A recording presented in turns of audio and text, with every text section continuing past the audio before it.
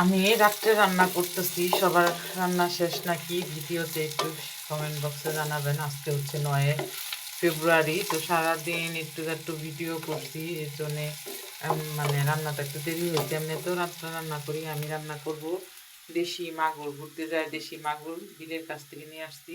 আর হলুদ মরিচ জিরা আদা পেঁয়াজ এই সব কিছু রেডি করছি। মাছটা পেঁয়াজটা ভাজতে ভাজতে মাছটা আরেকটু কষবো, সাদা বানাবো।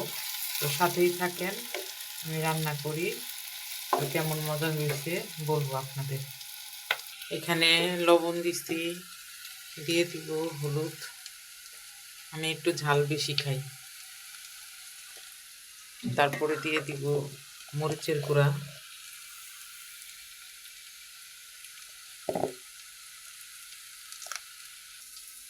একটু হালকা একটু পানি দিয়ে কষানোটা হবে।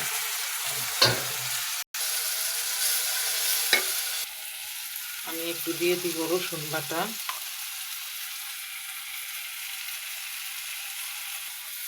তারপরে দিব একটু জিরা বাটা। এইভাবে মশলাটা কিছুক্ষণ কষিয়ে নিব। মশলাটা ভালো করে কষলে মানে মাছটা ভালো মশলা ঢুকবে। আমার ভাত রান্না শেষ, এখন শুধু তরকারি। আমার ঘরের কি অবস্থা, ওই যে বললাম না ভিডিওর ভিতরে নোংরা, পুরো আমার ঘর বাড়ি নোংরা। মশলাটা সুন্দর করে ভেজে নিলাম, এখন মাছ ছেড়ে দিব। মাছগুলো এইভাবে সুন্দর করে কষিয়ে নিতেছি, তারপরে একটু ঝোল দিব। এইভাবে কিছুক্ষণ ঢেকে রাখি, তারপরে কষা হলে পানি দিব। একটু টমেটো দিছি যাতে একটু কষা কষা হয়।